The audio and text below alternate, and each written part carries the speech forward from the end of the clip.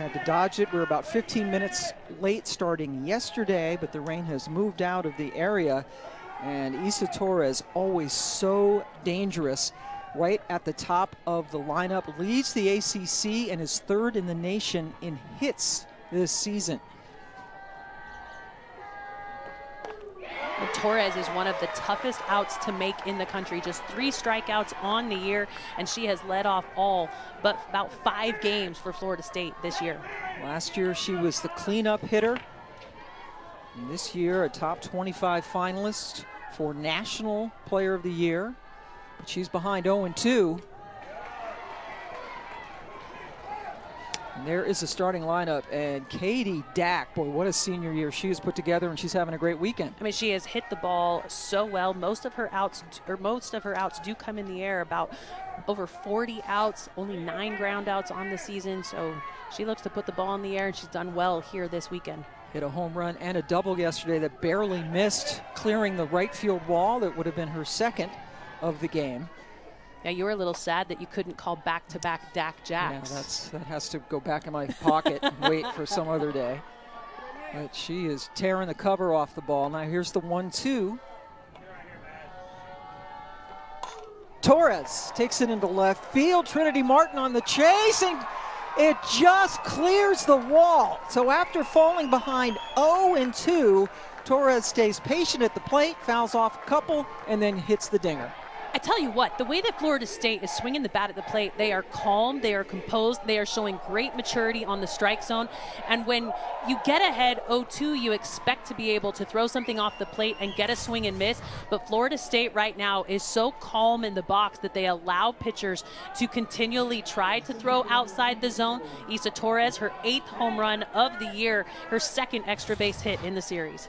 And just like that, Florida State is up 1-0. Here's Janai Kerr playing center field this weekend due to the injury to Kennedy Harp, who got hurt last week at Louisville and is unavailable this weekend.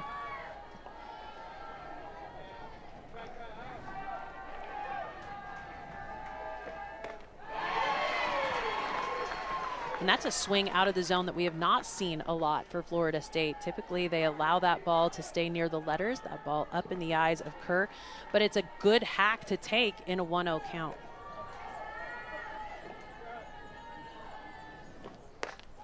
That one a little bit too high. Zoe Yeager behind the plate today for the Hokies.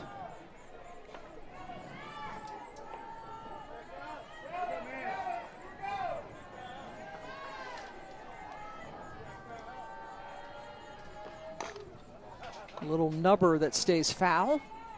Evens count up at 2-2. So they have only lost 1 game in which they scored in the first inning. They have been just ridiculous over the last stretch. Well, and in the last 3 weeks ago, these two teams were tied at the top of the standings. Both of them had lost to Virginia, of all teams, a team that is trending up here this season. Love the way that Joanna Harden has been leading those Cavaliers this year. Nice pitch by Mazzarone. Kerr, just a little defensive swing. But after those 3 weeks, or 3 weeks ago, then the Pitt series happened to Virginia Tech, where they dropped 2 of those games in the series. The game that they won against Pitt was a 21-0 bombshell. 13 combined team home runs in that one game, but then lost the series with 2 losses on either side. Mazzarone throws out Kerr for the first out of the inning. And now Jason E. Beecham, who was the National Freshman of the Year last year when she hit .417. Her numbers down this year, still a very good .329, but she is not looking like the Jason we saw last year. But still a threat every time she comes to the plate. And I think it's hard to understand the pressure and the expectations that were on the shoulders of Beecham coming into this year. The kind of numbers that she put up last year led Florida State's offensive push. And with that expectation comes a lot of preparation by other teams to try to get her out.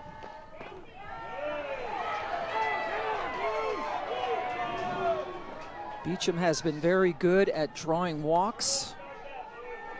11th in the ACC in that department, as pitchers are usually very careful with her. But Katie Dack is on deck.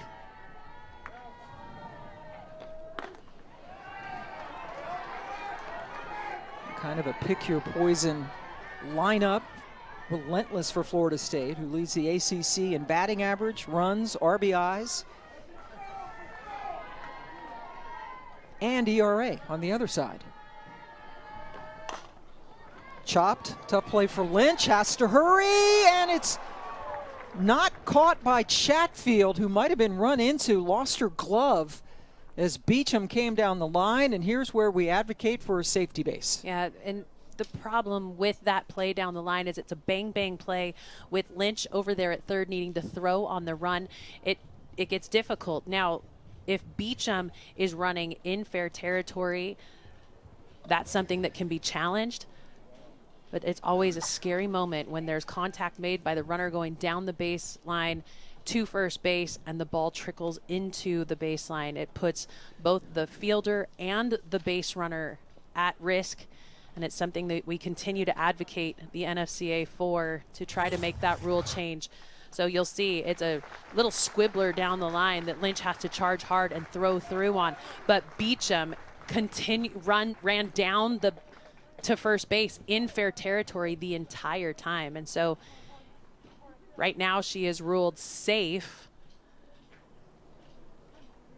on the field. But you're worried about what that glove hand looks like for your first baseman, Chatfield. And that's the concern for the trainer as well, Kristen Mathis, out on the field evaluating Chatfield.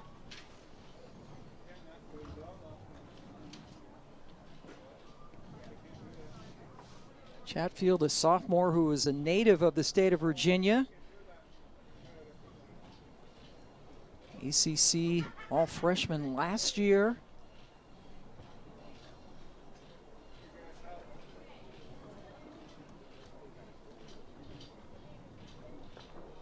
Ooh, that's not a good sign.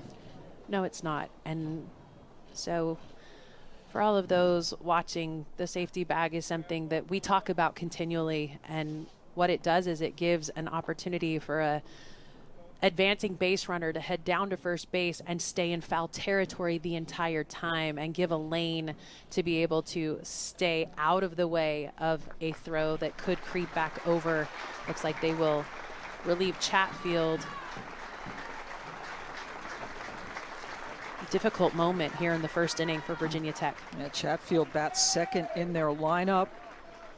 Their best hitter in ACC games this season, but she has to be lifted after just the third batter of the game and not an opportunity to hit herself. Well, and the reason that's such a big blow to Virginia Tech is she's got the second most home runs on the year. She hits behind Corey McMillan to protect her in the lineup.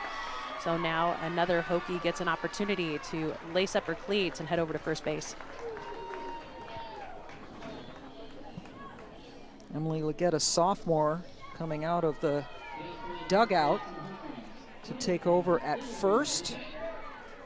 There is a re-entry rule. If at any point during the game Chatfield feels ready to come back in the game, she is an option to be able to be re-entered for Leggett. First time we have seen Leggett in this series.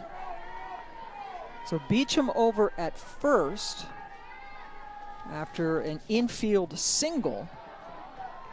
And here's Katie Dack, who is as hot as any hitter maybe in the country. 4 for 7 in the series. That's a sparkling .571. Had a home run and a double, an RBI double that almost left the building yesterday.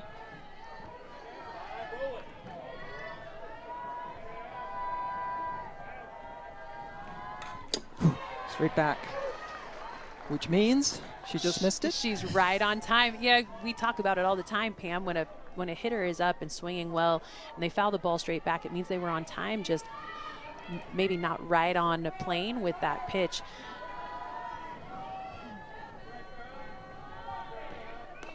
Well out of the zone. Yeager being able to pop up and grab it.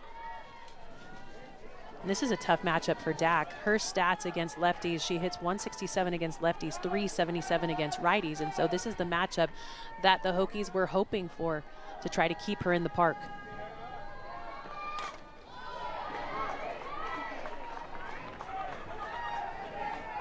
Count even up at 2 apiece with Edenfield on deck for the Seminoles.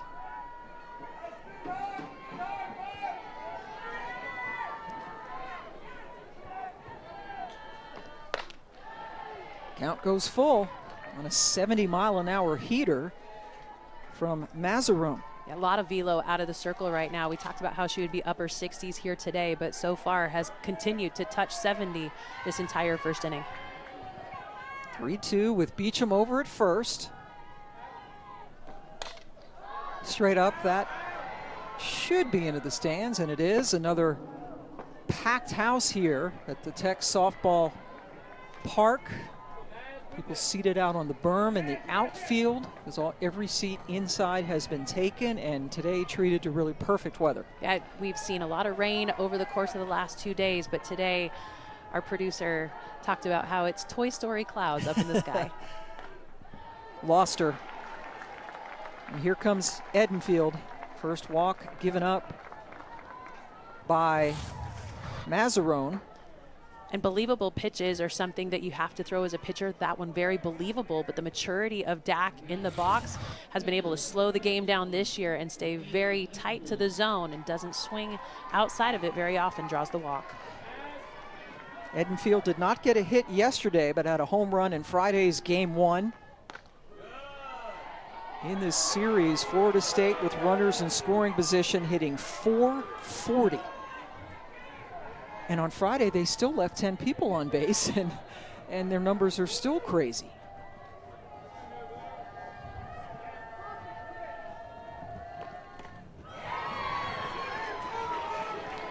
And what you're seeing is Mazarone trying to establish that outside corner against these right-handed hitters. She knows that that is a spot that can be exploited at times. If she continues to show just consistency on that spot, maybe bring it back in an inch, it gives her the ability to get that strike call. The Hokies fans wanting it. Inside pitch called for a strike. Home plate umpire Tatum Stolting. We have Scott Mayer over at first, Alex Leap at third, who was behind the plate yesterday.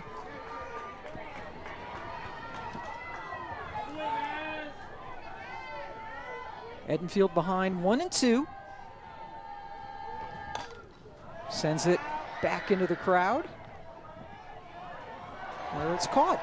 But it's not banana ball rules, so it is not an out if the fans catch it. So they do have to give the ball back here. He'll get a little ticket for a free slice of pizza.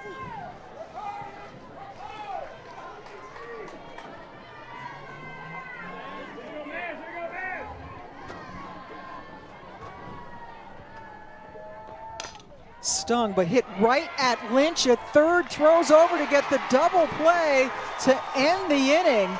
So Mazarone struggling with the first 4 batters, only recorded 1 out, but Edenfield. Best of the team's hits so far this series. And leads the nation in home runs. Julia Apsell getting the start for Florida State. It is her first start in 3 weeks. Yeah, absolute quality transfer for Florida State. Threw over 3,000 pitches a season ago, over 200 innings, now challenging new hitters in a new conference. Transfer from Hofstra in New York State.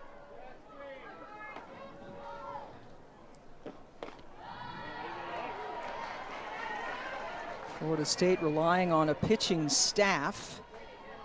And here's your scout on her, Jenny. Yeah, she throws 64 to 66 miles an hour, spins from the left side. And that adjustment for hitters can be difficult. That curve will go into the right-handed batters, away from lefties. That's what they're hoping will take advantage against Corey McMillan. That changeup right there, that's a pitch that she likes to use in combination with her rise ball. Those 2 pitches tunnel well, hard to distinguish. And look at McMillan's numbers. They are just obscene. That's a reason she has been drafted to the AUSL to play pro softball this summer. That draft was broadcast last night, and she is a bandit, or a bandit draftee. correct, yes. Head coach Stacy Newman and general manager Jennifer Dalton-Hill. Congrats. Thank you. Good pick. We are excited to have the opportunity to get her to join our roster. We will talk to her after her collegiate season is completed. After falling behind 2-0, Apsell gets McMillan looking. And when you talk about being able to be dominant against a good hitter, this is one of those hitters that does not strike out a lot. That is just strikeout number 16 for McMillan on the season, and it froze her. Didn't even get her bat off her shoulder. So she has 11 more home runs and strikeouts this year. That's pretty good, I guess. Yes, that's a pretty good ratio. 36 walks, 15, well, now 16 strikeouts, but 27 home runs. And with Chatfield out of the game, Leggett now in the number 2 slot, who replaced her over at first. Chatfield got run into by Beecham, lost her glove and was flexing her glove hand and has left the game.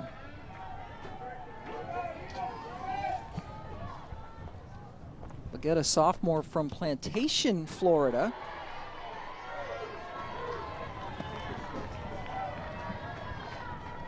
Two starts at first base this year for Leggett. Has not started at first since February and came in with just 1 out in the first inning after Chatfield got hurt. And if we get an update on her, we certainly will pass it along. And while this is Leggett's 45th at bat on the season, she's got 3 long balls. This is a Virginia Tech team that loves to be able to swing with power. So this is another one of those hitters that is a solid bat coming off the bench. And while Chatfield is a huge loss, Leggett is a great replacement for her over at first. Leggett down 1-2. And we had a shot of Chatfield over in the dugout. She has ice wrapped, there it is, around that left wrist. And this is what took her out of the game. Well, it was an advancement by Beecham, who hit a little squibbler down the line, and Lynch on the throw threw, I thought, pretty well, but Beecham was advancing to first base in fair territory. It was not challenged, so Beecham stayed at first base, and unfortunately Chatfield had to be removed. Oh, there's another changeup that froze Leggett. Wow. Great changeup pitch to attack these hitters. And it was yesterday that you and I were talking about, Pam, how these hitters for Virginia Tech were not picking a speed to attack. And right now you're seeing good, solid velocity out of the circle, but they're being frozen on that changeup. Your approach to the plate has to be attack early at velocity and leave that changeup for late, but you got to get the bat off the shoulder. Yeager did that, sends it into short right field, going back and making the play. Annabelle Wedra getting a rare start over at second today to retire the side. A couple of strikeouts for Apsell. It is Maya Ross leading things off for Florida State, DPing this afternoon. At the beginning of the year, when the regular season ACC schedule came out, this was the series that I had circled, knowing that these were going to be 2 of the top teams in the conference facing off at the very last weekend of regular season play. Coming into the weekend, we didn't know who was going to be able to finish out first or second, but with the 2 losses that have been given up by Virginia Tech, it puts Florida State at the top, and Clemson has been able to squeak into the second spot in the standings. Lonnie Alameda, the head coach for Florida State, now in her 17th year in Tallahassee, just leading her team to its 8th regular season title over the last 11 years. She already has 9 tournament titles, and her team seems to be hitting its stride at the right time. Well, and Lonnie Alameda is one of those coaches who never hits the panic button early in the season. She comes in with a very concerted approach to be able to attack the problems at the beginning of the year, and all of her teams seem to find the way to trend up every season. Ross hit that on the nose for the leadoff single, so both innings Florida State has gotten its leadoff hitter on base. And they don't overswing. I mean, that's the thing that becomes impressive about these Florida State hitters. When they get down in a count, they continue to just keep their swings simple, keep their weight back, let the barrel travel out to its contact point. Really nice approach by Ross to start the inning. And Amaya Ross is their best base stealer, 19 for 19 on the season. Angeli Bueno, the first baseman, and there she takes off. Throw is very high. Ross doesn't even hesitate to take the extra base.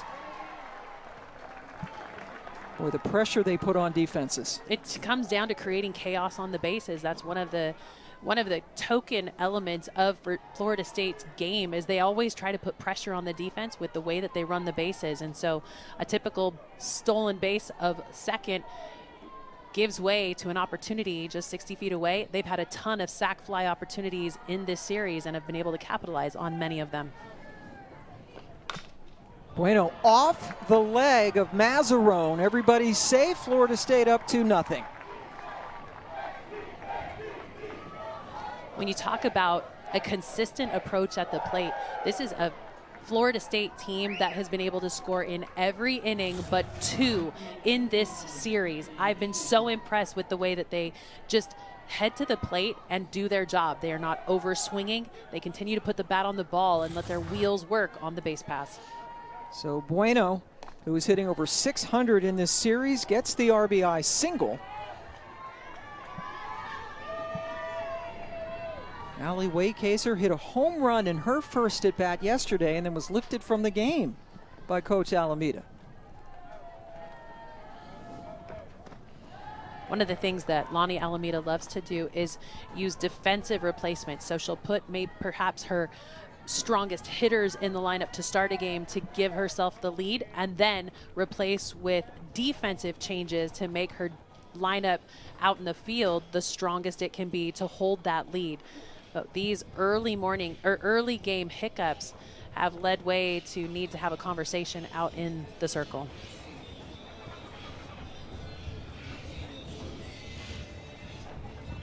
So the numbers don't lie with this Florida State team. That's just in the ACC, and they're up leading in the nation in several of those categories as well. Well, and when you think about the way that they've been able to just be so impressive at the plate. Issa Torres has done so good. She's got the most hits in the ACC, also the most runs scored. Kennedy Harp, who is not playing this weekend because of injury that was sustained back in the Louisville series. She leads the ACC in RBI. But this is a team that not only hits the ball well, but has the lowest ERA in the conference. So they back it up on both sides. Very dangerous team. They are in the top 10 in the rankings. RPI coming into this weekend at number 5. The top seed in the ACC championships, which begin on Wednesday in Boston. 2-0 to Waycaser after an extended conference at the mound. And that missed.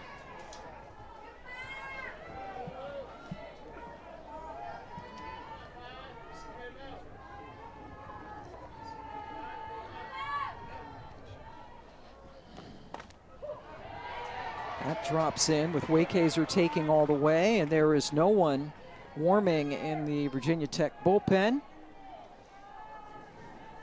Emma Lemley there with the glasses on the far right, who took the loss yesterday.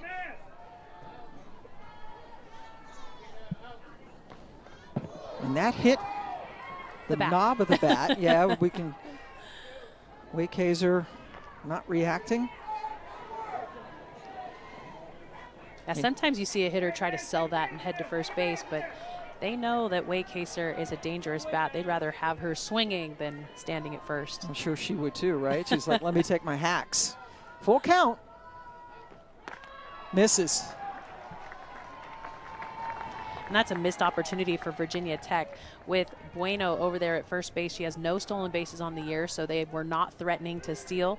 So now runners at first and second. So another runner in scoring position for Florida State. And they've been able to put so many runners in scoring position in this series. Ouija tries to get the bunt down. Heading into today, they had 25 opportunities at the plate with a runner in scoring position and had been successful in 11 of those. They were hitting .440 with that runner in scoring position situation. Virginia Tech, on the other hand, has only had 5 opportunities heading into today's game with a runner in scoring position. 0 opportunities yesterday. They were no hit, got 3 walks. And now the throw down, and they get Bueno. And that's a situation where when your bunter is given, or your batter is given the bunt sign, you only advance if the ball is put on the ground. So that's a conversation and a learning lesson for Bueno. She was taking off, but there is so much time for her to be able to get back because no one covers second base in that situation. Your second baseman goes to first, your shortstop goes to third. So even if she had had a huge lead, she had time to get back. So the tag applied by the shortstop Rose after the throw from Yeager. Waykazer was able to take second. And the count 1-2 now to Wiedra, so the bunt should be off the table.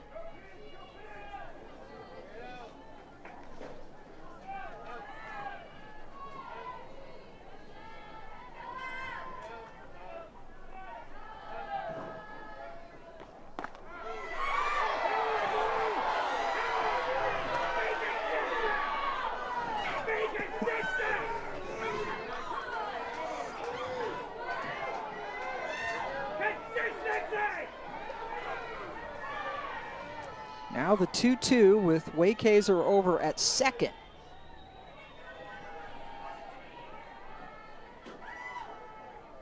Time called. Mazzarone slowing down a little bit. The last couple of opportunities. Way off the plate. They asked for the swing. She held. I actually really like the fact that Mazzarone is trying to take control of the speed or tempo of the game. Sometimes pitchers can fall into that routine and speed themselves up and miss their spots. So the ability and the maturity of her in the circle to be able to slow things down and focus pitch to pitch. So important.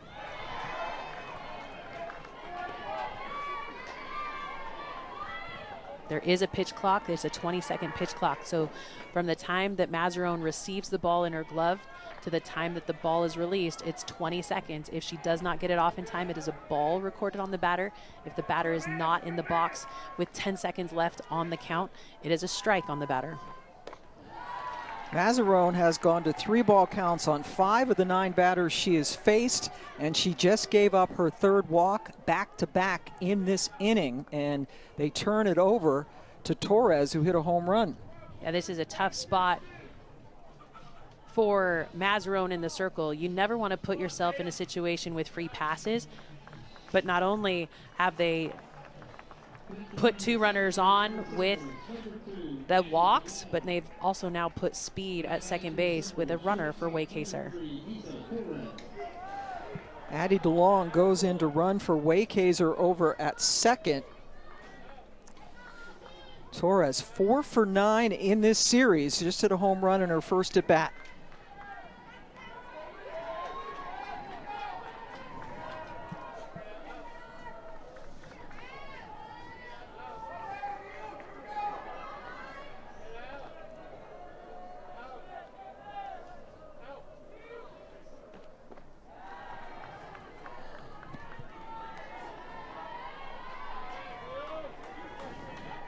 Welcome to those of you who have been watching Stanford and Boston College, extra innings and a rain delay. Wow, twofer. Yes. Pam Ward and Jenny Dalton-Hill joining you from Blacksburg, where it is beautiful, and especially if you're a Florida State fan. Torres delivers again after hitting a home run in the first inning, an RBI single here in the second. And they are trying to sweep this series. The best team right now in the ACC is the top seed coming into the tournament. Well, and what that hit now gives them is the most hits in the nation. They have hit their 509th hit with that ground ball up the middle by Isa Torres, who had a home run in her first at bat here today. So you're now looking at the hottest bats in the country. Florida State only had to win one game in this series to grab the top seed in the ACC Championships, which begin Wednesday in Boston. They wasted no time winning yesterday, and the ball-to-strike ratio, no good. Yeah, you're looking for something that has more strikes on the top, but with the discipline that Florida State is showing at the plate, it's forcing Mazzarone to bring the ball back over the dish. With the kind of production she's getting out of the circle, it looks like Virginia Tech will go ahead and warm up a couple extra arms in the pen to get ready to take this slot. Kleiman and Grizzard. Grizzard the lefty. Janai Kerr grounded out, and that is grabbed by Lynch. They failed a double off Kerr, but a nice play by the freshman coming in from third. And the purpose of a push bunt on the pushing the ball to the left side is to take advantage of an aggressive third baseman crashing in, and Lynch was already pressing in. The shortstop, Rose, was already advancing to third. It left a huge opportunity for a push bunt to trickle all the way to the grass, but her angle was just a little bit off. Beecham chops it to Rose, who is an excellent shortstop. They strand two, does Florida State, but they score a couple more.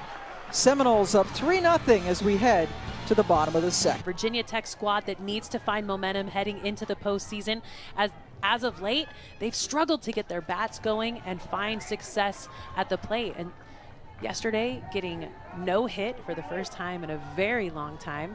And the young freshman Jazzy Frantic coming away with her first no-hitter, 3 walks away from a perfect game against the hot-hitting Virginia Tech. She quieted those bats down.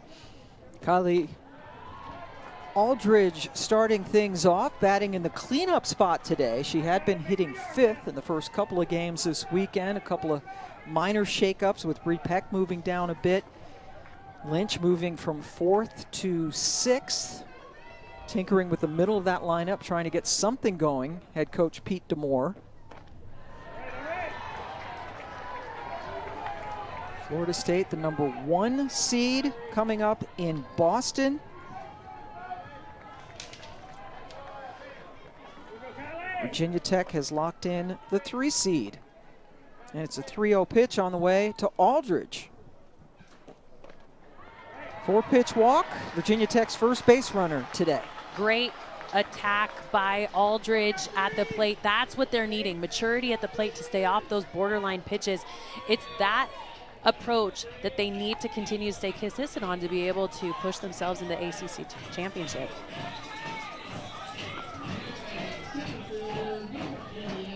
So their first base runner now for Peck, who's a senior, has had a brilliant career, spent time over at third, now the center fielder. Pete DeMoore talks about her athleticism, her versatility. Has been a terrific player since she came to Blacksburg.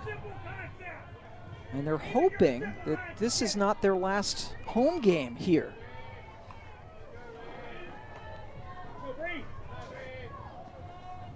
Top 16 teams in the NCAA will have home games, and Bree Peck sent it to the wall, and it is gone. Peck just clears the wall in left field, and the drought for the Hokies is over.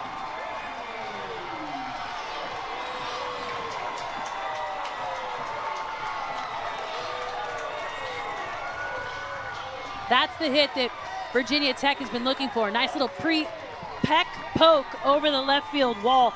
She is the career home run record holder for Virginia Tech. She allowed that ball to get so deep in her swing that I thought perhaps she got jammed up and wasn't able to get enough barrel on it to get it out of the wall. And the approach by the left fielder did such a good job of almost reining that one in. Janai Kerr moving over from center field to left, timed her jump perfectly. Peck had to hold her position, not knowing if she was out or safe. But a nice little trot gives Virginia Tech 2 runs. They had gone 7 innings without a hit. Their last hit came in game 1 on Friday, which was a 13-4 loss. This is Jordan Lynch, the very talented true freshman from Maryland. She is looking for her first hit of the weekend.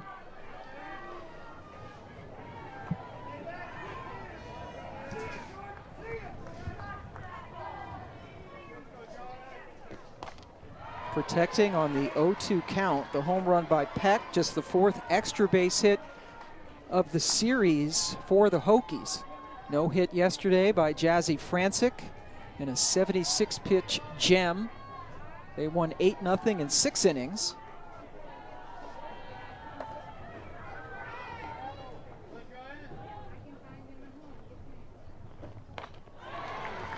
Lynch couldn't catch up.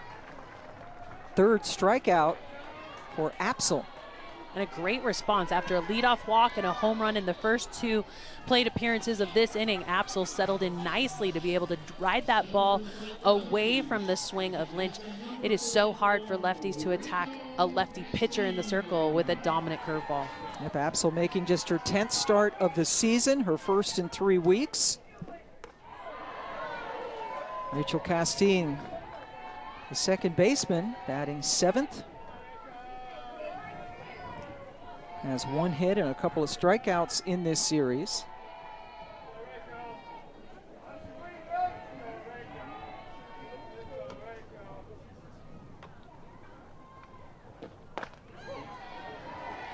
That's that pitch you need to attack early in an at-bat. It sat flat, it stayed on the outside corner. It's one of those pitches that you can just drive oppo, shoot to hit the grass over the second baseman's head. And I think that's the piece that maybe has Pete Demore a little frustrated, is they've left the bat on the shoulder for the pitches they need to swing at, and then they chase a pitch like that is not going to yield.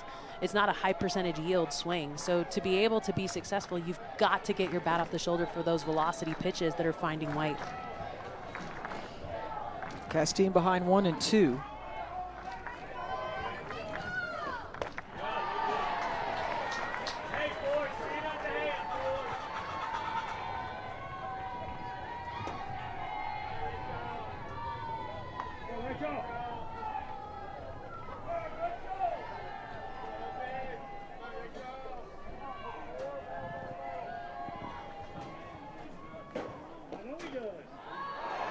Edenfield framed that, but didn't get the call. The count goes full with Trinity Martin on deck for the Hokies.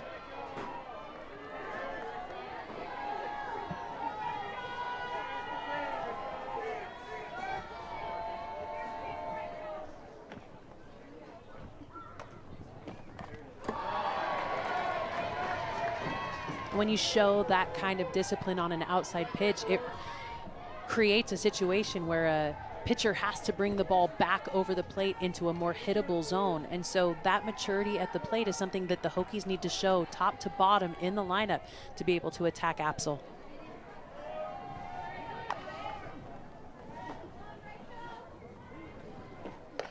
Got her. Back-to-back strikeouts, 4 in total for Apsel.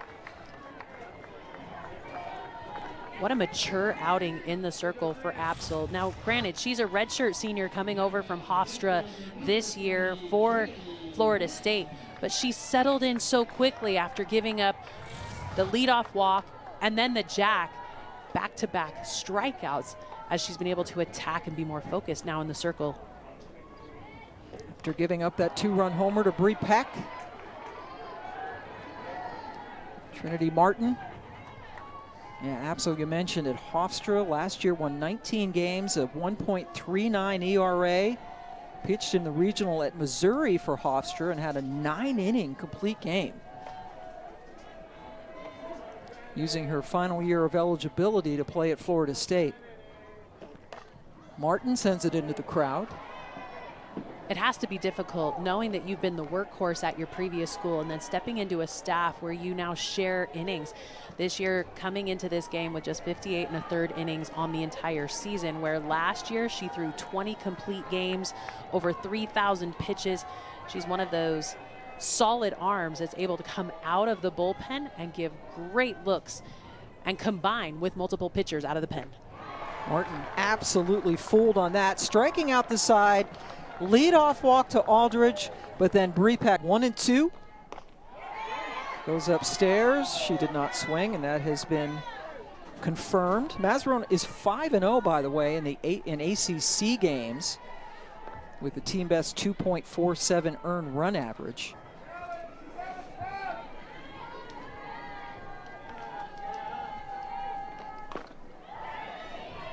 Dak going to walk that off a little bit as the foul ball clipped her foot.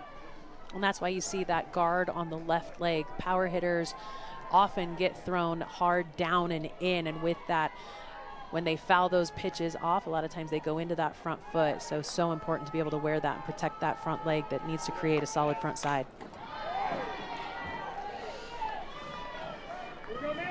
Katie Dak, freshman year at Texas A&M, where she played for Joe Evans, who I hope is living her best life, right? She's out west.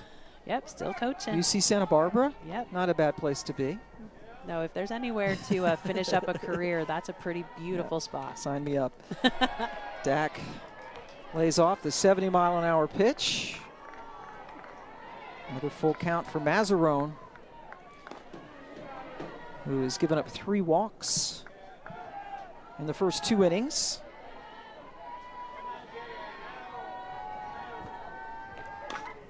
And Dak gets a piece of herself again on the foul ball. And the hard part when you're facing a left-handed pitcher as a right-handed batter is a curveball starts on the outside part of the plate and then comes into your hands. And with that, a lot of times you do get jammed up, get it off the barrel and into that front side of your body. So it's hard to face a lefty pitcher who likes to throw that curve into you.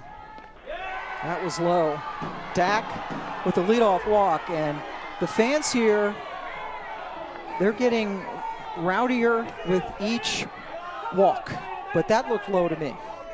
Well, you're not behind the plate, so let's take a look. But it's a changeup, right? And that's not a strike. It starts knee high, but I feel like it does drop off before it gets to the plate, and so I think it's a good call back behind the dish. Obviously, the Hokies in the stands do not agree, as they're trying to keep everybody off the base pass. But that's back-to-back walks to Dak. Edenfield hits that off her foot, and that got her. And that's why you wear that protection on the front side. However, I think she got it off the toes. Man, it is so hard to face a lefty that loves to just jam you up as a right-handed hitter. I've taken that little walk down the third baseline to my coach so many times. The walk of pain? Yeah, not shame, just pain. Because it's a vulnerable spot, and it's so important to create a solid front side to allow your backside to push against. You can only swing as fast as you trust your brakes. Your brakes are your front side, your wheels are your accelerators, your backside. So if you can't create that solid front side, that brings back too many memories watching that. Right on the toes. Does have some protection on the other part of her foot. Yeager couldn't bring that in, so Dak easily takes second. And another opportunity with a runner in scoring position for Florida State. It's a wild pitch charged to Mazzarone.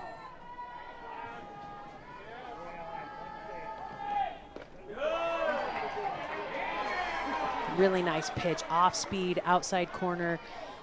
Hard to catch up to, because when you see the ball start outside as a right-handed hitter who's been jammed up in this at bat, you're expecting that ball to come in on your hands. Just stays outside, nips the corner.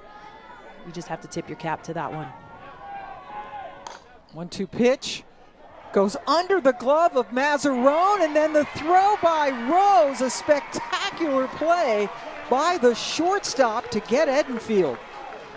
Such an important play for the shortstop to make in that situation. Mazzarone tried to be aggressive out of the circle, but didn't stay low enough to the ground to get that ball in her glove. But I think that play would not have been made had she gloved it up.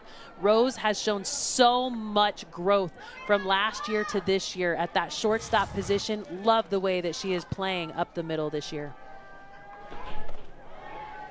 Pete DeMoore told us earlier this season that Rose has been making plays at short he hasn't seen in all of his 17 years of coaching, and that one should go on the highlight reel. Most definitely, and the way that the defense has to play now, they're going to have to be sharp. They are crowding the plate with a runner at scoring position, less than 2 outs, so the defense is in, trying to keep that out from scoring. Amaya Ross is up. You never know what Florida State has up its sleeve, too. Ross is really good with the short game. Dak over at third. Just 1 out. Dare they squeeze? No sign of it, but again, Yeager couldn't control it, and she is called safe. Great job by Mazzarone to cover the plate, but Dak got in under the slide.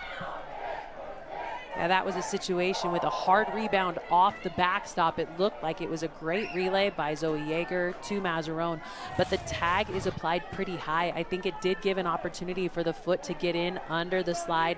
That's a great call on the field. There's no need to go to review.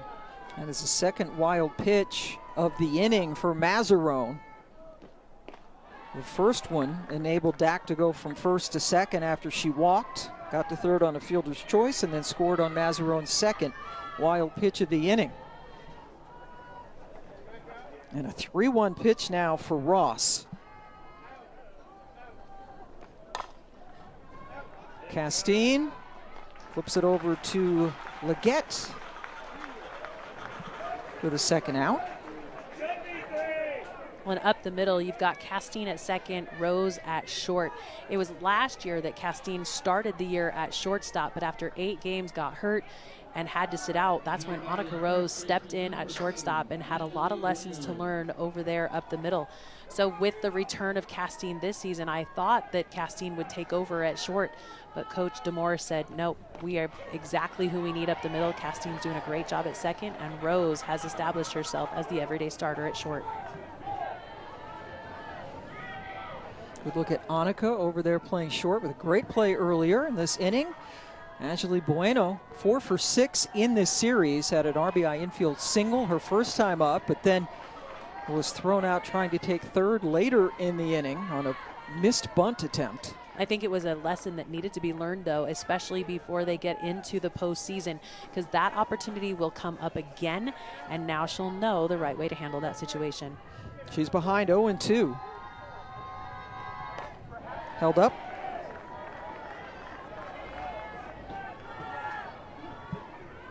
Bueno, a sophomore who only had 1 start last year, 15 at bats.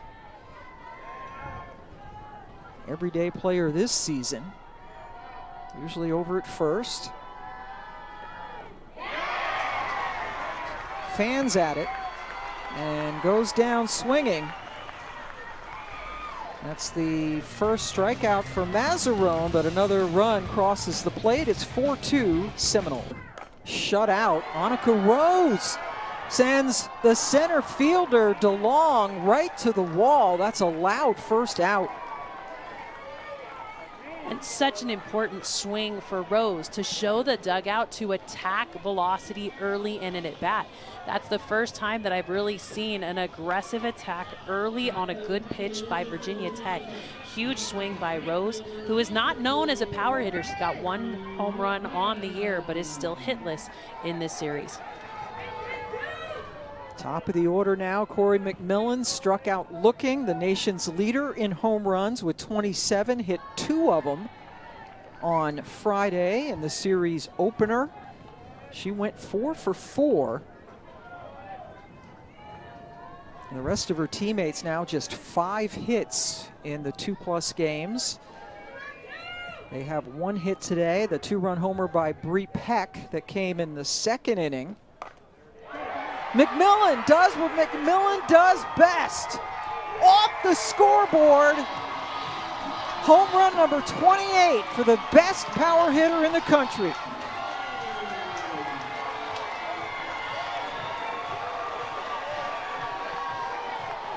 You are looking at the most powerful bat in the nation. Home run number 28. She leads the ACC in on-base percentage, runs scored, slugging percentage. I mean, that is her 12th home run in the last 13 games.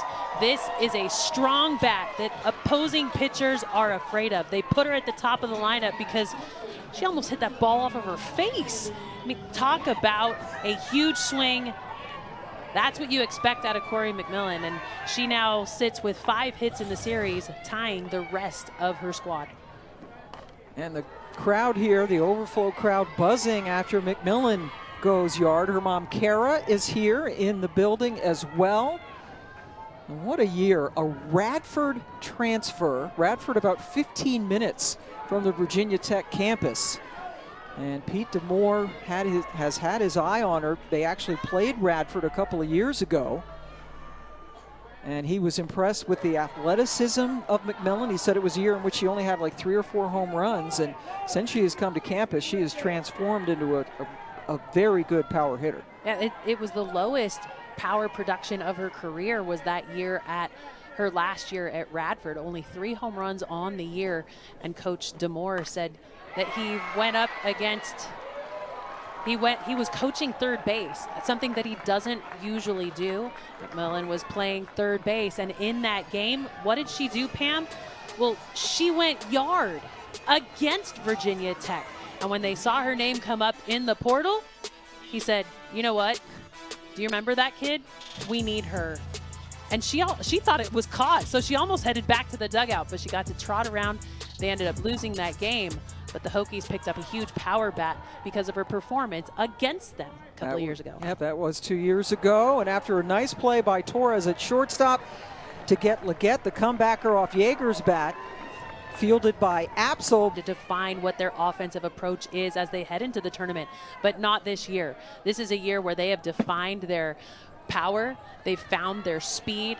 They've been able to get amazing performances out of the circle. This is a Florida State team who says their mantra this year is peace. It's Team 42, and when you talk about how you make a number 2 with 2 fingers up, it's also the peace sign. How prophetic that is, though, knowing that they have had a lot of outside noise that could have really disrupted their performance this year with the announcement of Lonnie Alameda and her breast cancer diagnosis. Yes, Lonnie Alameda dealing with that, still getting chemotherapy weekly, which she will do through the World Series, or at least up to the World Series, and had her head shaved on their West Coast trip back to her home state of California, and has been very, very positive. Says her life, everything has been an open book for them. Whatever they want to know about what she is going through, trying to turn it into a positive experience to help others. This is Addie DeLong leading off, the number 8 hitter for the second straight day, taking over for Wake Hazer after 1 at bat. I'm going to watch that trend to see if Wake Hazer continues to just have the 1 at bat with then giving way to another defender, another bat. Yesterday hit the home run in her first at bat and then relieved. Today got the walk. DeLong into short left field. That's where Martin was playing her perfectly for the out. And here's the bat that you were talking about to Coach Alameda. Yes. I meant to say second.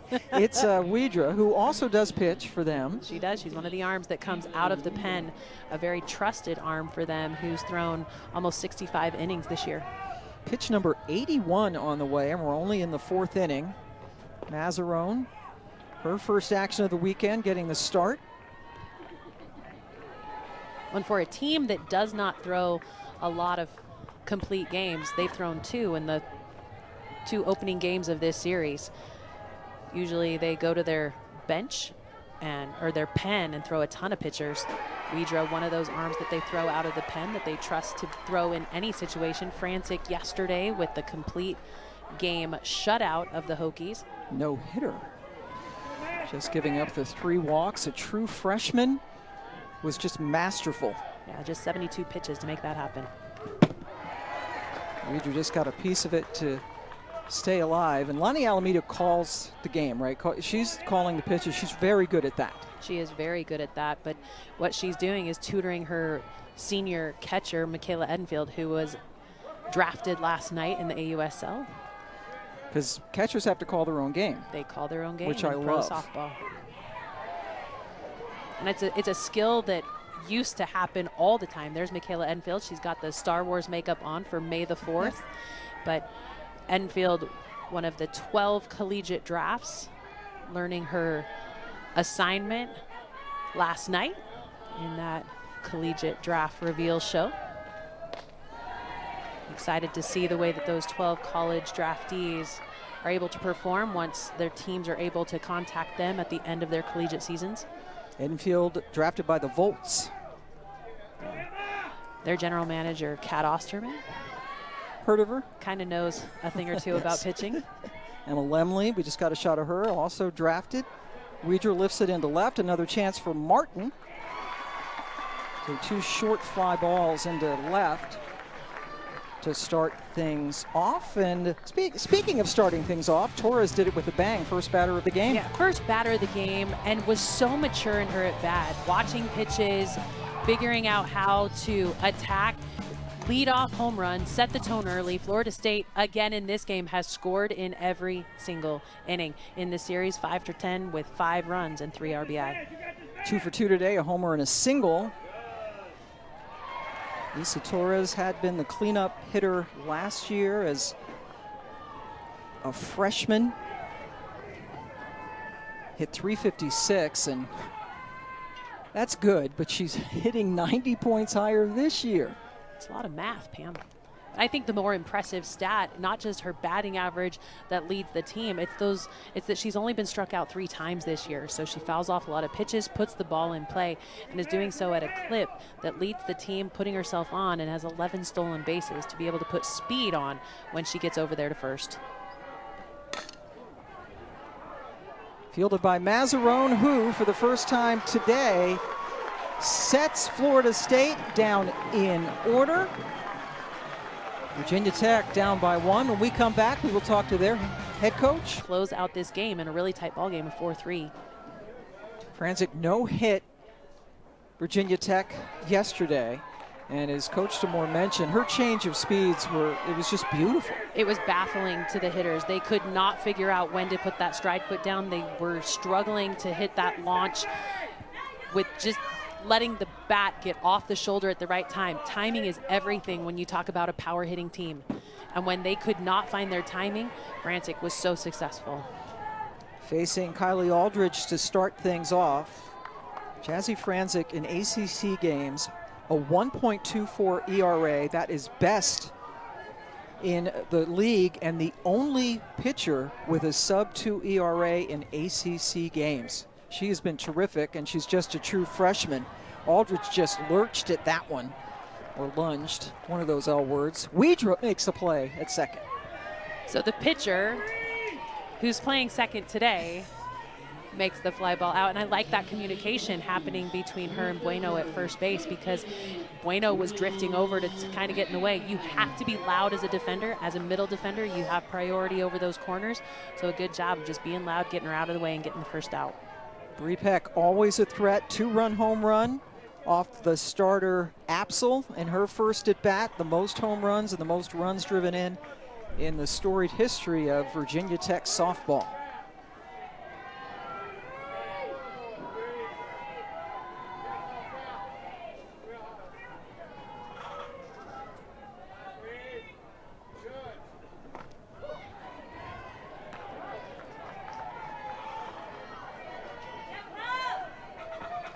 Franzik steps in. It's that change of speed that made her so good yesterday. She has confident rise and drop, which gives that vertical separation. So as a hitter, it's hard to stay on plane with your swing, but also that timing, so important to try to figure her out. But she does not come with back-to-back velocity hitting the same spot. So not only does she mix her spots, she mixes her speeds and mixes her spins. In her last 19 innings, Franzik is not allowed a run, has given up 5 hits, and has struck out 21 batters. She has been terrific, including the no-hitter yesterday, and they finally get a hit off Franzik, and it's Peck with the stand-up double.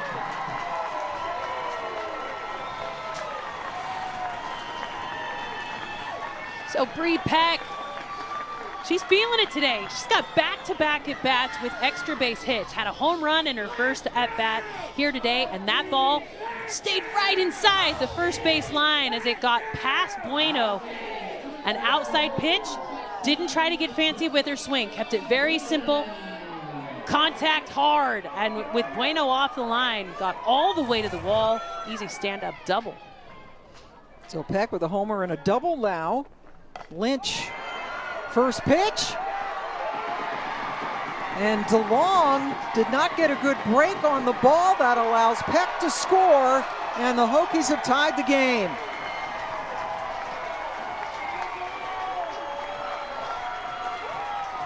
Well, we asked Pete Demore about how you attack Frantic. He said, look, we looked at it last night. We looked at it again today. He knew the way that Frantic threw yesterday was going to be in the mind of Lonnie Alameda, knowing that Frantic handled them so handily yesterday. So today, Frantic getting an opportunity.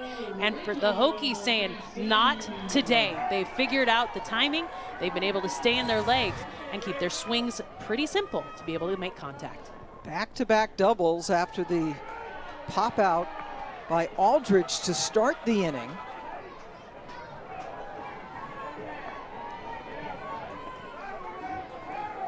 Brepak doing all she can.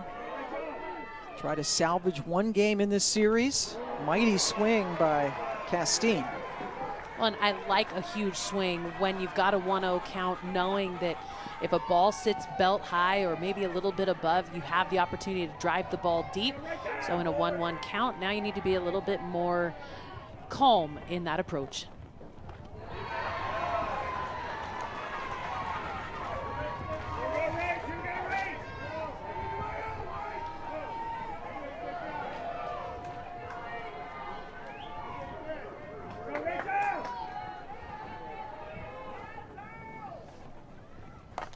Castine clobbers that ball, but it's well foul. Well, and that's what you get when you get speed change. You have the opportunity to get long strikes. So while that pitch right there, everybody in the stands was so jacked and excited for that big, huge hit, it actually sets up Frantic well to come back with velocity or just mix the speed a little bit more to get a swing and miss.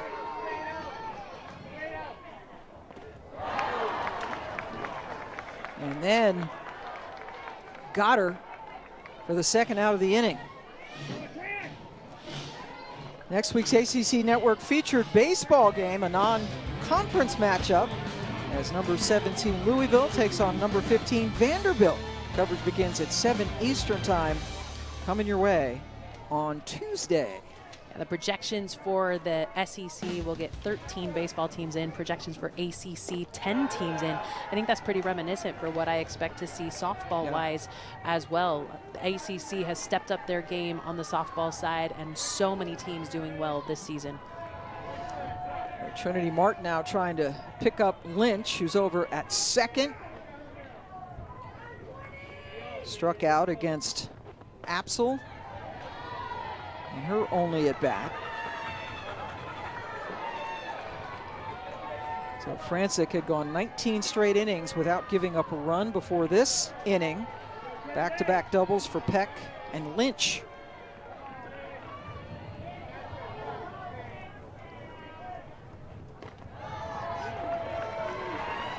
And when you talk about speed change, it's hard to see when you're watching on TV how different the speed is coming in. But with Frantic, she'll throw between 48 and 68 miles an hour. So as a hitter, you have to make sure that that front foot is down and you're ready to let your swing go as if it's coming in at 70 miles an hour.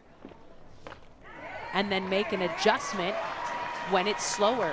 You have to be on time to the fast velocity, but then be able to absorb that into your legs to make a change and keep the bat on time with your pitching, with the pitch coming in. So huge turnaround for Virginia Tech facing Frantic here today. That was a 4-pitch walk to get Martin on base.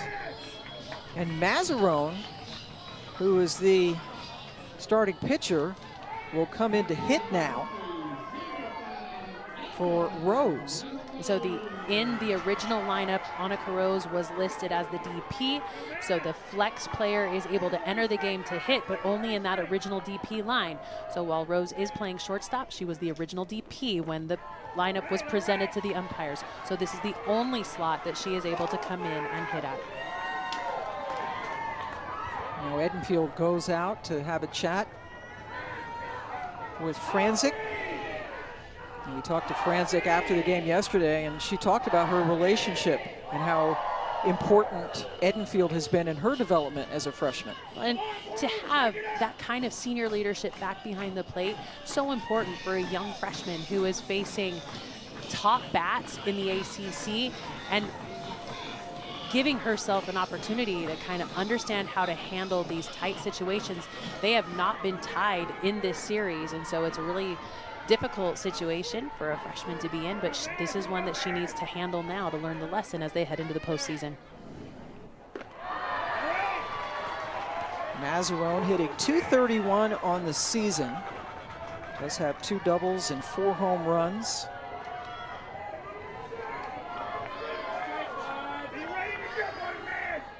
And she's ahead 2-0. Franzik has now thrown, boy, that looked off the plate. She had thrown 6 straight balls before she nipped the corner there. Well, and you like to dance around knowing that you have that speed change, but you've got to make sure that you get the strike when you need it, especially down here at the bottom of the lineup. Count goes even now. I mean, you've got 2 outs. This is such an important out because if you allow Mazzarone to get on, you flip the lineup over to the hitter who hit a home run in her last at bat, Corey McMillan, the national leader in power.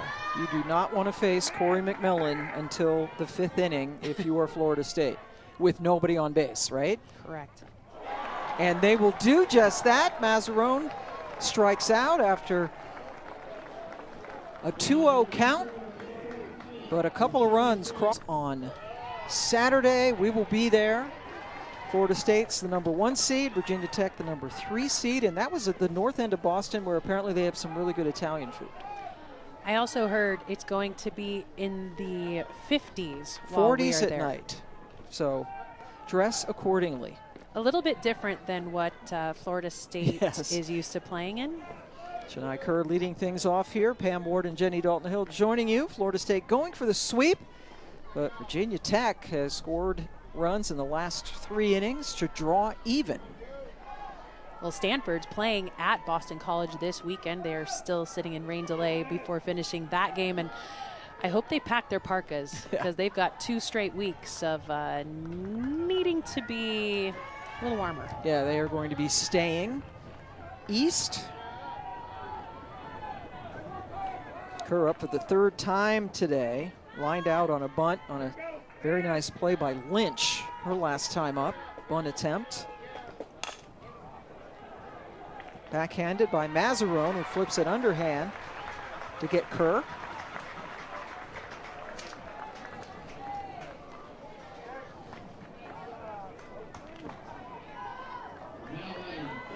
Now Jason E. Beecham. Infield single and a ground out.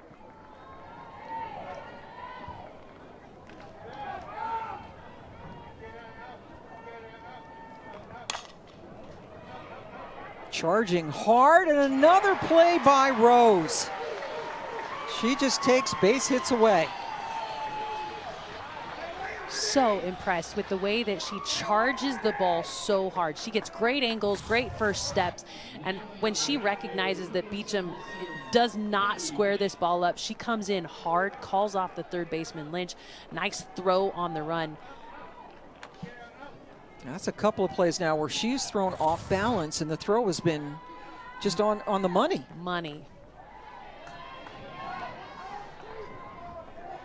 First 2 batters retired now. Mazzarone in a bit of a rhythm.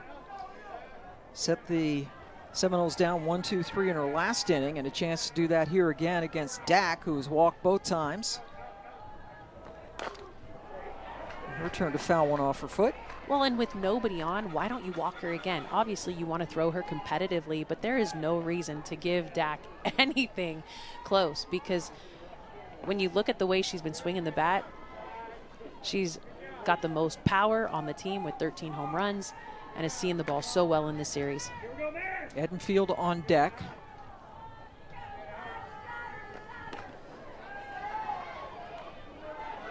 Mazzarone has retired 8 straight batters. And there's the look with the Star Wars themed makeup for Edenfield on May the 4th.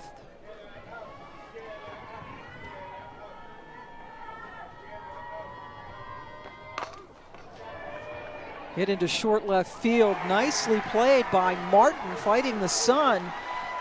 2 straight innings that Mazzarone has gotten Florida State to go down in order in this tie ball game. We go to the bottom of the 5th. Going 3 innings. Franzik, who no-hit Virginia Tech yesterday, pitched the last inning, and now it's time for Weidra, who had been playing second. Christina Hartley goes over to play second. The usual starter over there. She does it again. Wow. Corey McMillan touches them all for the second time today.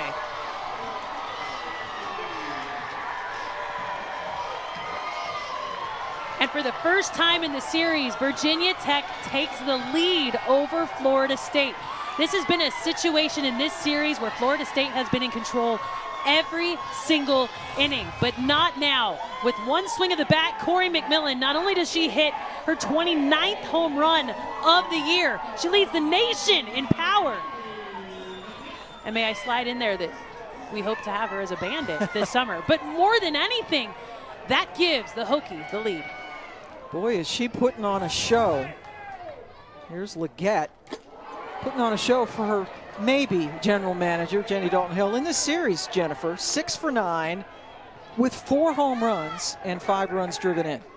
Yeah, and to think that Corey McMillan was afraid she wouldn't get a golden ticket is almost laughable. But when Emma Lemley got the first golden ticket of the year and nothing came for her, she thought maybe she hadn't done enough this season to be able to get her name called.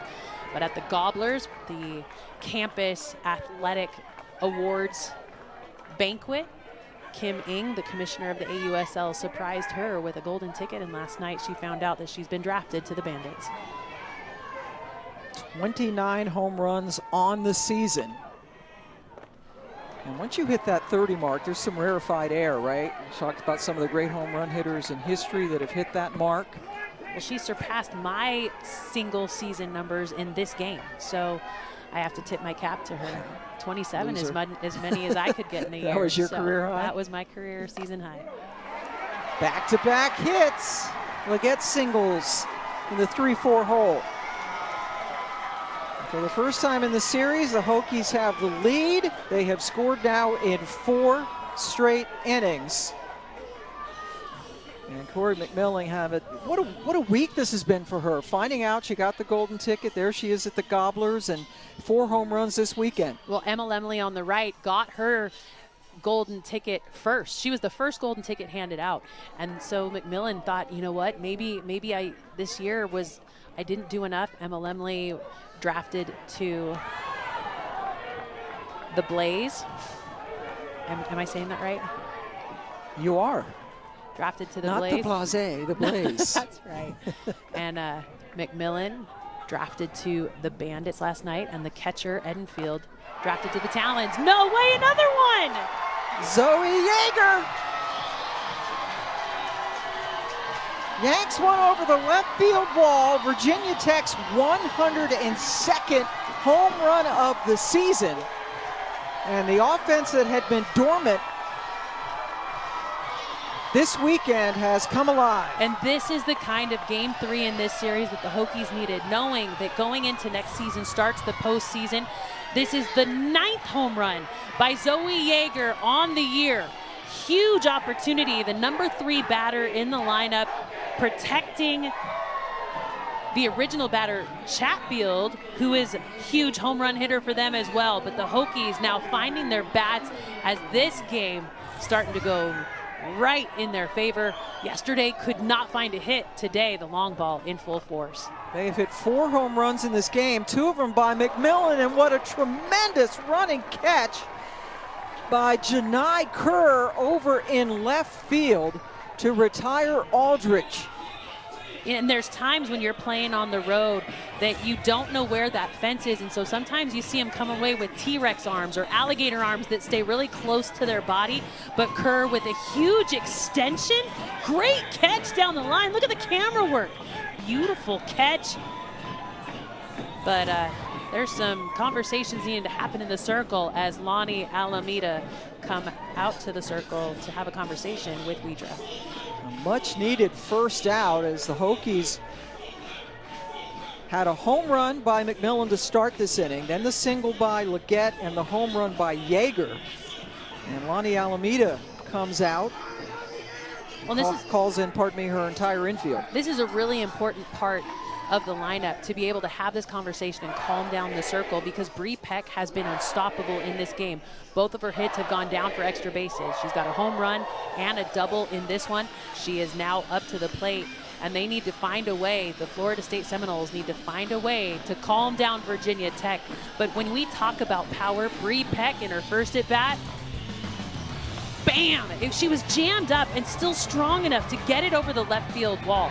It was a jump by Janai Kerr out there in left. Almost timed it up perfectly to be able to grab it, but didn't. Got over the wall. Huge home run. She hit that home run off the starter, Julia Apsel. Her last at bat, a double off Jazzy Franzik. And now she is facing Widra, the third pitcher she has seen in as many at bats. And McMillan and Peck between them are 9 for 16 in this series. The rest of the team 4 for 47. After that hit by Leggett and Yeager. Oh boy, McMillan and company with the power. 102 home runs. Only Ohio State has more in the country. They have 130. But they have 4 dingers today, and as you mentioned, Jenny, so important to finally stop the bleeding, get some offensive momentum to go into the ACC tournament.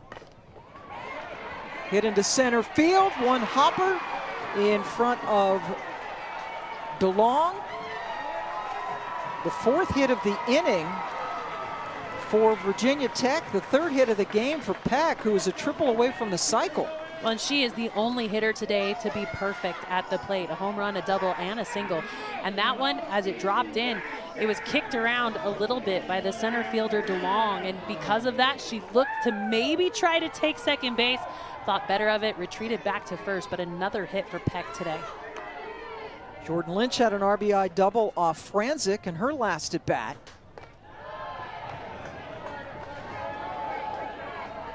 This is the first time we have seen Widra complete game victories by Danley and Franzik in the first 2 games for Florida State, and now 3 pitchers used today.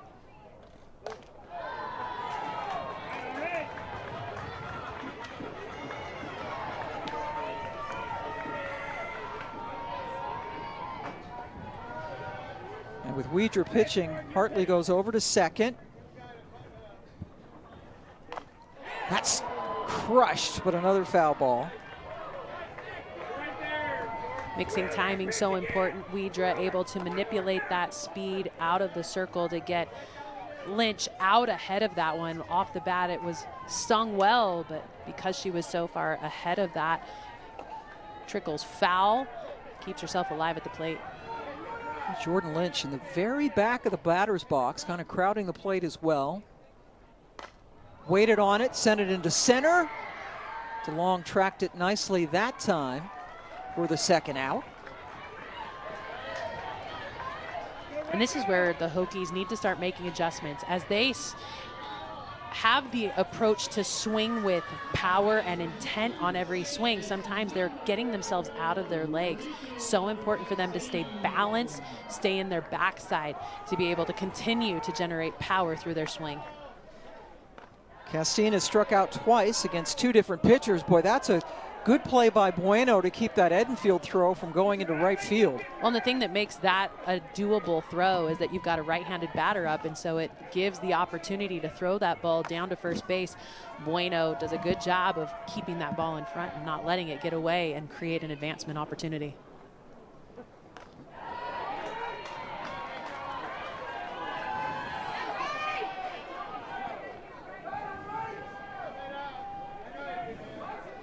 Castine again facing her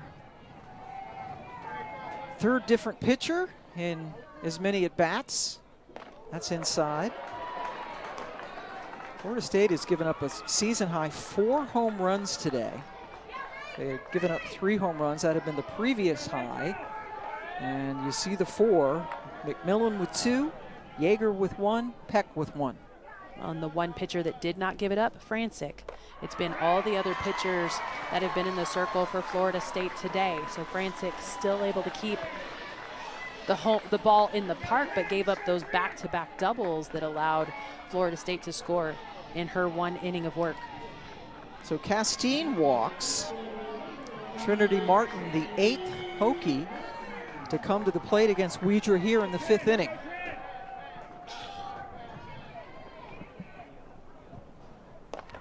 Takes one high. Martin coming into this series was on a tear herself. Last 9 games before this series, she had 3 home runs, hitting .385.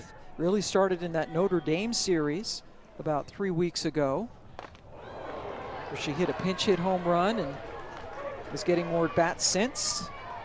Well, yeah, I mean, when you have an opportunity to get in a game off of the bench, you've got to take every opportunity to make an impression. She did, and has found her way into the starting lineup repeatedly since then.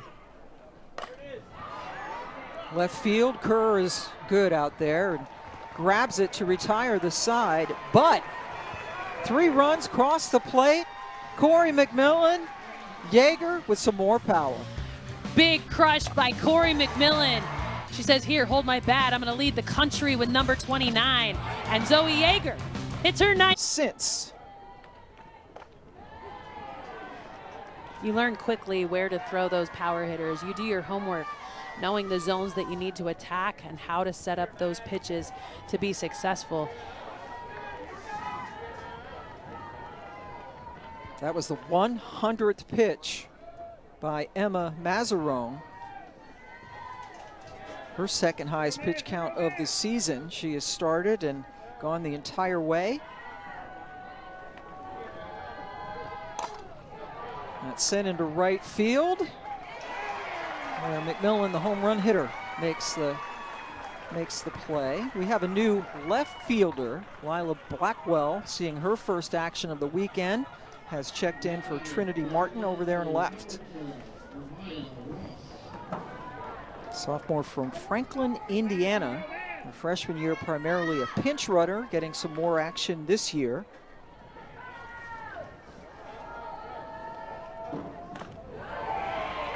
Maya Ross takes that first pitch for a strike. She's 3 for 7 in this series, including a single and a stolen base. Scored a run in the 2nd inning of this game.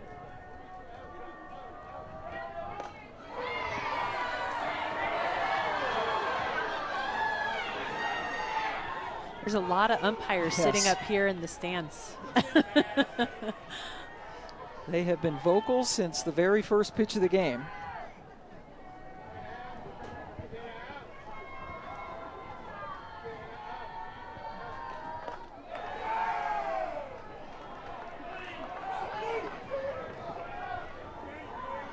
Mazzarone has set down 10 straight Seminoles since giving up a walk to Katie Dack to start the 3rd.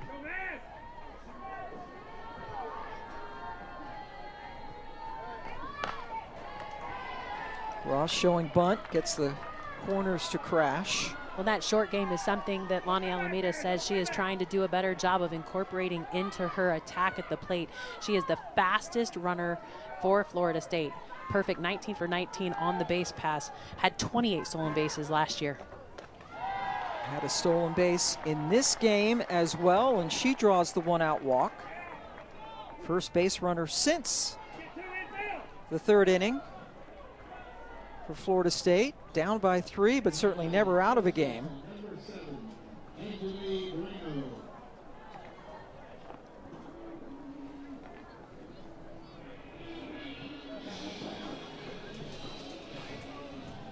Evangeline Bueno coming up. The Hokies have a little conference. Well, the next pitch that Mazzarone throws will be the most pitches she's thrown in an outing this year. So coming out, gauging where she's at in terms of not just how she's feeling, but have a conversation with the catcher to make sure that everybody is still staying sharp. There are 2 Hokies warming in the pen. You've got Kleiman and Grizzard down there throwing to be able to relieve if needed. Kleiman the righty, Grizzard the lefty, so the conference also maybe give them a little bit of extra time to warm up. Mazzarone, after a bit of a rocky start, gave up 4 runs in the first 3 innings, has settled down nicely. Her offense has come alive.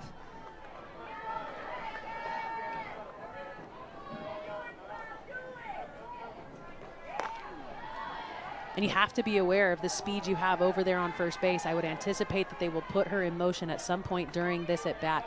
And with a lefty up right now, it blocks the catcher from seeing those first couple of steps. Ross is an elite base stealer, has not been thrown out yet this year.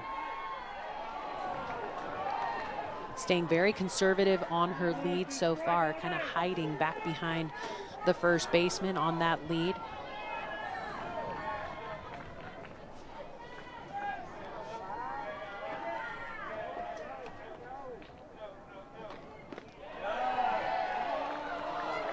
Bueno now ahead 3-0.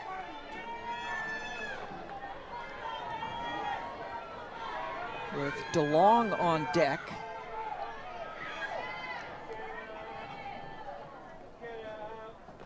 Taking all the way, that's a 4-pitch walk, back-to-back walks surrendered by Mazzarone. And definitely not what you want to see have happen. Putting another Seminole in scoring position. They now will re-enter Waycaser, the starter of the game, who had been relieved by DeLong, now re-entering the maybe more potent bat of Waycaser to the plate with 2 runners on. Waycaser walked and scored in her only at bat back in the 2nd.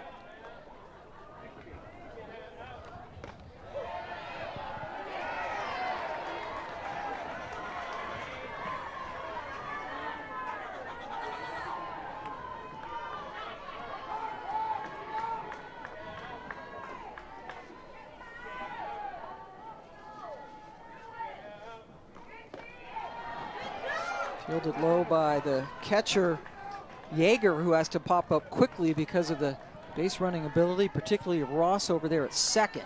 You don't usually want to see your catcher pick a ball, but it's the only opportunity that you're going to have to get anything or prevent Ross from stealing. Typically, you want your catcher to block that up and keep it in front, but the pick kept Ross close to 2nd. Waycaser hit a home run yesterday in Florida State's 6-inning victory.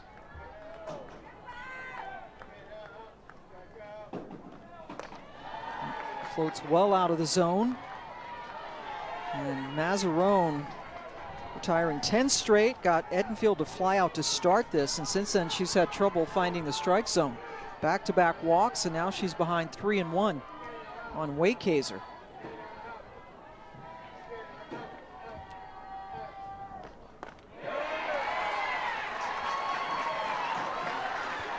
Really nice pitch out of the lefty, just nipping that inside corner. Starts about outside of the plate, continues to trail in, grabs that strike. I do not anticipate seeing a changeup from her, though. She has to stick with velocity because that changeup has not been able to be consistent as a strike.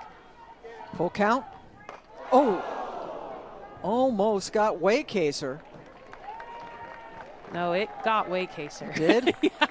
She wore that one right in the mask. Thank goodness for the mask.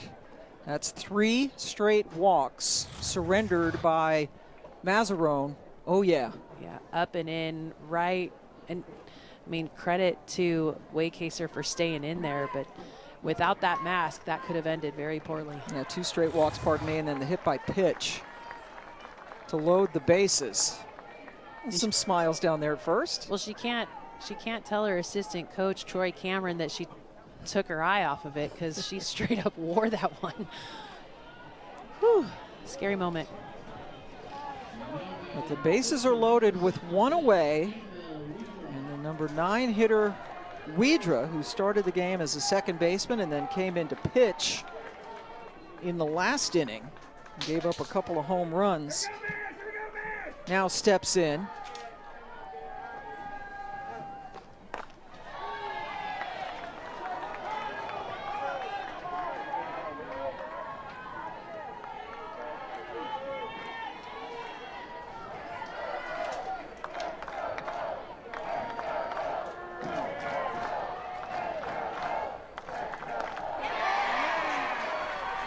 70 miles an hour on that one. Yeah, this is an opportunity for her to have a statement kind of at bat here. With one out, she can swing free. Still has a couple of strikes to play with, but the infield in, she just needs to poke it through the infield. Florida State on the season as a team is hitting .449 with the bases loaded. A chance here to cut into this 3-run lead.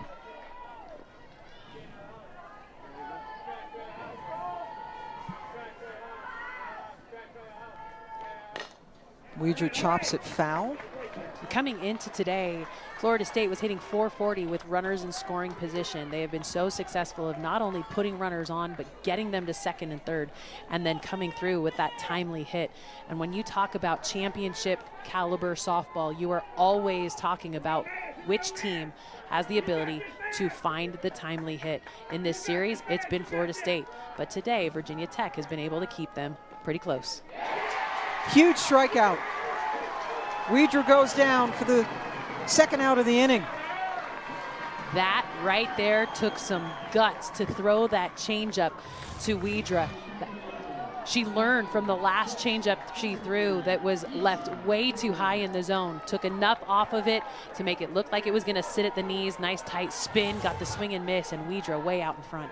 Just the second strikeout of the game for Mazzarone, and the threat is far from over. Isa Torres homered to start this game, then singled off Mazzarone.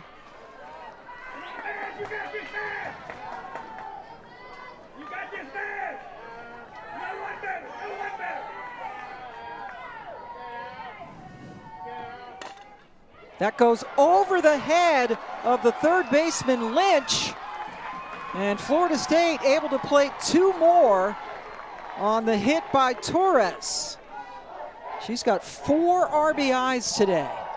Isa Torres is just one of those hitters, kind of like an annoying fly that doesn't go away. She can hit for power, she can hit for average, and in that situation right there, doesn't try to do too much. Drives the ball on the outside part of the plate down into the ground, and with the way that the ground is rolled in front of home plate, got enough of a bounce to get it over the head of the third baseman Lynch. Talk about an amazing at bat by the shortstop. Her third hit of the game scored Ross and Bueno, and it's a 1-run ball game for Janai Kerr.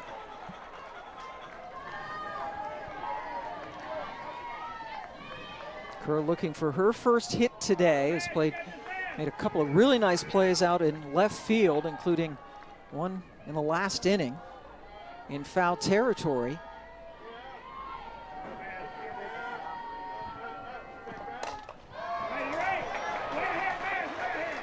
This is where you see the maturity of Janai Kerr at the plate. In an 0-2 count, is she going to be able to stay in her legs, simplify her swing, and attack strikes? Or is she going to let the moment get better of her and swing outside the plate?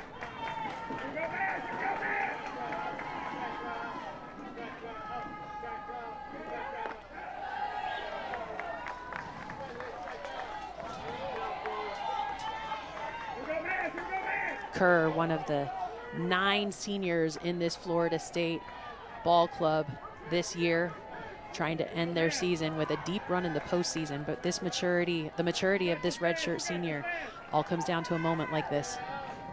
1-2 pitch, upstairs.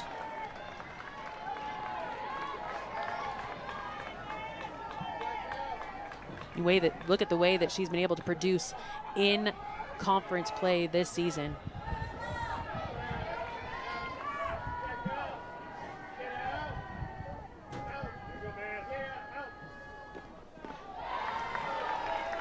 From 0-2 now to a full count. That's what you were talking about, right? Or disciplined at the plate? Most definitely. If you can allow your heart rate to calm down, not let the moment get too big, you're able to step into the box with a very balanced approach, not trying to let the moment get the better of you. Kerr taking that maturity all the way to a full count. A full count, runners take off. Annika Rose grabbed the ball. Everybody is safe. The ball got away at the plate, and Virginia Tech is saying that Rose caught the ball and stepped on second before the runner got there before Kerr got there, so let's see if they challenge it. Yeah, they're wondering if the force play was made by Rose at second base. It'll all come down to timing, because while she did get the ball and she did step on second base, did she have control of the ball when her foot was in contact with the bag? Hard to see that in real time, but we have the advantage of being able to slow things down. Hard hit ball right back up the middle, pounded it right into the ground, and I think that is going to be an out. What an amazing play by the shortstop, Rose. We talk about the evolution of a shortstop, watching the way that Rose has been able to just change her game from last year to this year, making amazing plays, and that right there, that timing play, I think it's going to be a pretty quick review, as that one looks to be bang, bang, got the ball with her foot on the bag. Yeah, pardon me, that was Torres out there, and we have seen her make some spectacular plays just in this game, but has been doing it all season long. I mean, and it's a ball that just gets hammered into the ground, but Rose does have control of that ball with her foot on the bag. So we anticipate that the call will be overturned and the inning will be over. Monica Rose, just a sophomore from Lovettsville, Virginia. Got thrown into ACC shortstop play last year with the injury to Rachel Castine, just 8 games into the year, and last year had some hiccups. There were growing pains for the shortstop last season, but with those growing pains, a lot of lessons were learned, and the shortstop now showing great maturity in just her sophomore season to come away with some really beautiful plays on the run. And she is out. Annika Rose with another miraculous play. At short, with the presence of mind to keep her foot on the bag, to get the force, take the run off the board. Virginia Tech up 7-6 as we go to the bottom of the 6th. For Florida State. I think this is a nod by Lonnie Alameda to the hard work that Maddie Fry has been able to do behind the scenes. She is one of those other seniors that Florida State has on their roster, 9 of them this season. And Annika Rose, who made an absolutely spectacular play to end the top of the 6th. Skies out to start the bottom of the 6th. And here she comes. The building is electric because Corey McMillan is coming to the plate. Struck out looking her first time up against Julia Apsell, the starter. Back-to-back home runs. How do you pitch her? You don't. You've got Okay. 3 bases open. Pitch around her. Her timing right now is so good. She was the first batter that Weidra faced in the last inning. And McMillan crushed her nation-leading 29th home run of the season. Yeah, welcomed her to the game very quickly. 6 for 12 in this series with 4 home runs and 5 runs driven in. Both of her home runs today solo shots.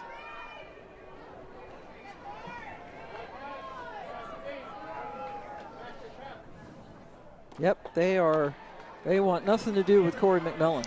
No, there is no need to pitch to her, especially in a 1-run ball game. You don't want to give the best power hitter in the nation anything to hit to give the Hokies an opportunity to put another run on the board. Yeah, that was a intentional walk. Yes. Don't blame Lonnie Alameda one bit. Nope. McMillan, an unfamiliar place for her being on first base. She's used to just going around, right? She just touches it and is gone. She says, "Oh, hi, I usually just touch you here? and go." But when you look at the way that McMillan runs the bases, she's got the most stolen bases for the Hokies. So expect to see maybe some movement for her. But with that walk, and it'll give Weidra departure from the game. So we're about to see our 4th Florida State pitcher as Weidra exits after a full inning plus 1 batter. Ashton Danley will be in the circle as a hitter in that game on Friday night a complete game victory, back-to-back complete games, Danley and Franzik. They only had 2 complete games all year coming into the weekend. Now 3 for Franzik, 1 for Danley, and Danley trying to clean things up. Emily Leggett at the plate. McMillan took off. He talked about her being the best base stealer on the team, and she just got another one. Yeah, number 14 on the season. That's one of the things that makes her so dangerous is, yeah, she can trot at a pretty moderate pace when she hits it out of the yard, but she's also a very dangerous base stealer. Now putting herself in scoring position, a ball to the grass. I would anticipate seeing the Hokies put her in motion and try to have her grab 2 bags.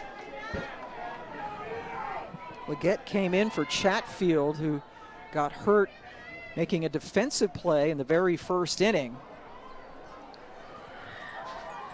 That goes into short left field where it's grabbed by Kerr. 2 away now. And here comes Zoe Yeager, who hit a 2-run home run her last time up. That one came off of Weidra. Hokies, the number 3 seed in the upcoming ACC tournament, up at Boston College as a top 4. They, like Florida State, have a bye through to the quarterfinals. So they will play on Thursday against to-be-determined opponents.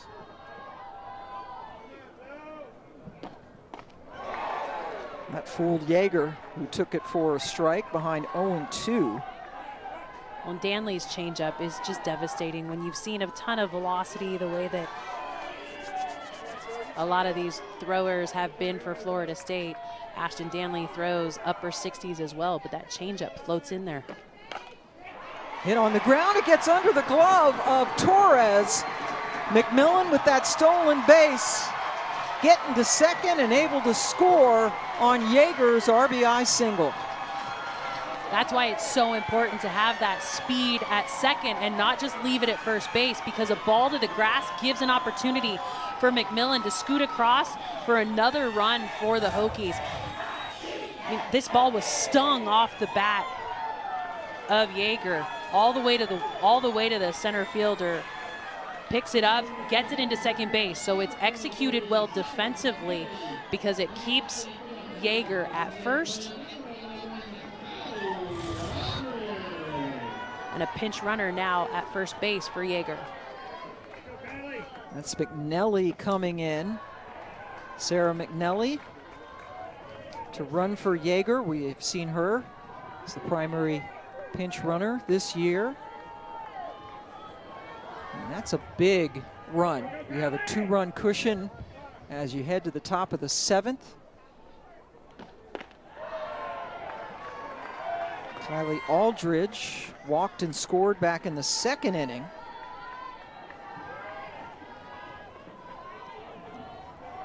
Had a triple back in game 1 of the series, her first of the season, but has not gotten a hit since. Another off speed that drops in.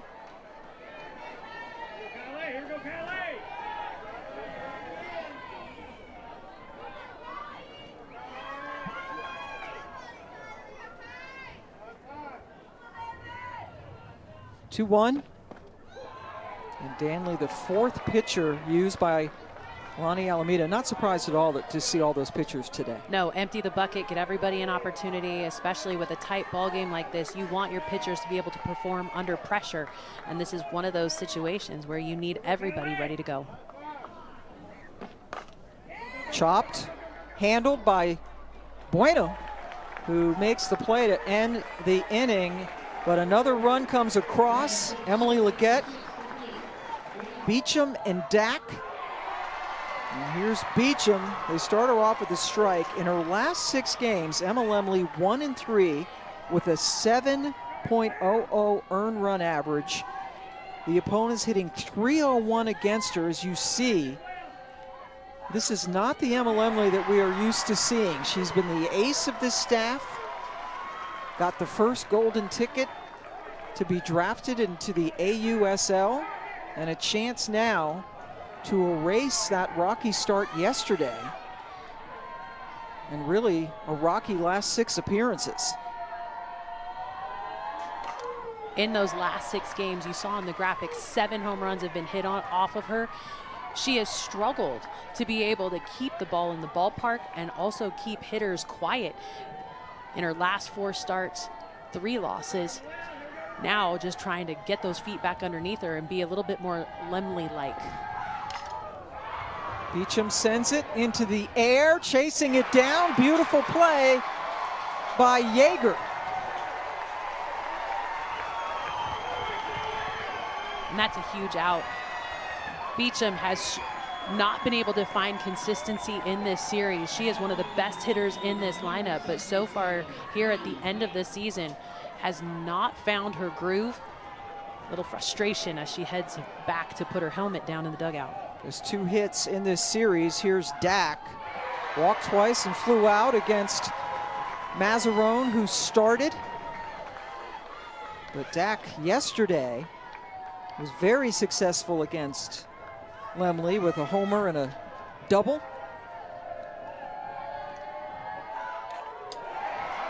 And here she is getting ahead of hitters. And coming into today, you and I were talking about how this game really doesn't have a lot of bearing on the rest of the season.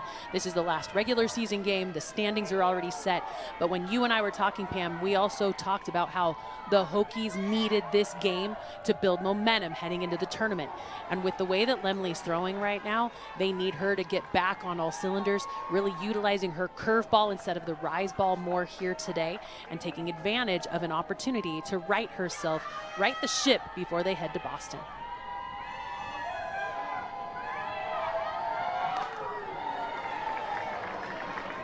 This afternoon, get that confidence up, as you mentioned. And those losses, 2 of them to Pitt on the road, a team that you would think she would be able to handle at least once, but she lost both of her starts against them. Well, and her hitters didn't show up for her either. They had 21 runs in the second game. They won 21-0, but in the outside of that second game, could not find a way to pull off enough runs to beat Pitt, a team that sits in the bottom half of the ACC. Got her! On a full count, Dak swings and misses. Getting that curveball to just get the swing and miss is so important for Lemley. Everybody knows she throws a dominant rise, but if you can throw that curveball with force and nip the corner, get the swing and miss, huge opportunity for Lemley to be able to just get her head right. That was a powerful swing, but Lemley took advantage. And if Virginia Tech does not host in the regionals when the NCAA tournament starts, this could very well be, it would be if they don't host, her last appearance in this ballpark. Here's Edenfield, who re-enters for Fry, who caught for her the last half inning. Michaela 0 for 3 today. But what a career Emma Lemley has had, certainly leaving a legacy. Senior from Forest, Virginia. Had 4 no-hitters this season. Well, last season, back-to-back perfect games. Has just been terrific in her career and trying to end it on a high note.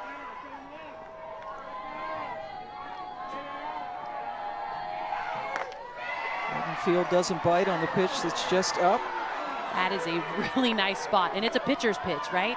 A 2-1 count. You don't want to give Edenfield anything good, but that was a spot that she was trying to get a swing and miss on. Really nice spot for Lemley, but a good hold by Edenfield. Who has a 3-1 pitch coming her way. That finds the strike zone. Well, and if both of these athletes sign, this will be a matchup you see in pro softball this summer.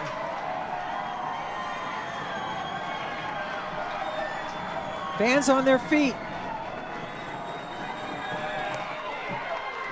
Edenfield draws the 2-out walk.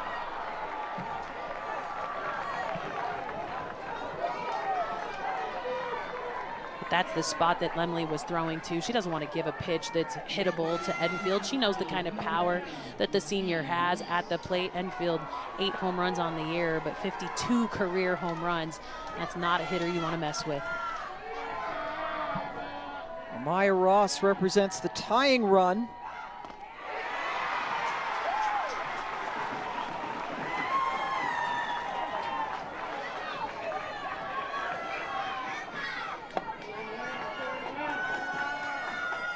Lemley struck her out yesterday in her start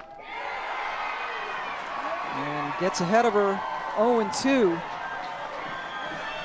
Lemley, as I mentioned, with those 4 no-hitters, indeed were this year. That leads the nation, and she's trying to nail down this game.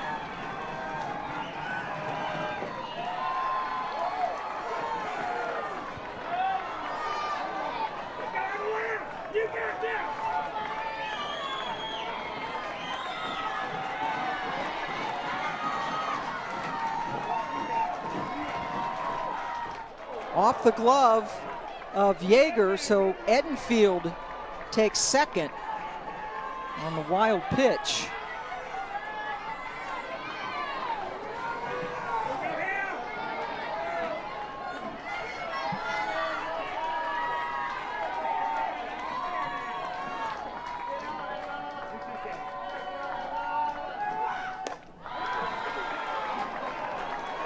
Second straight full count now for Lemley.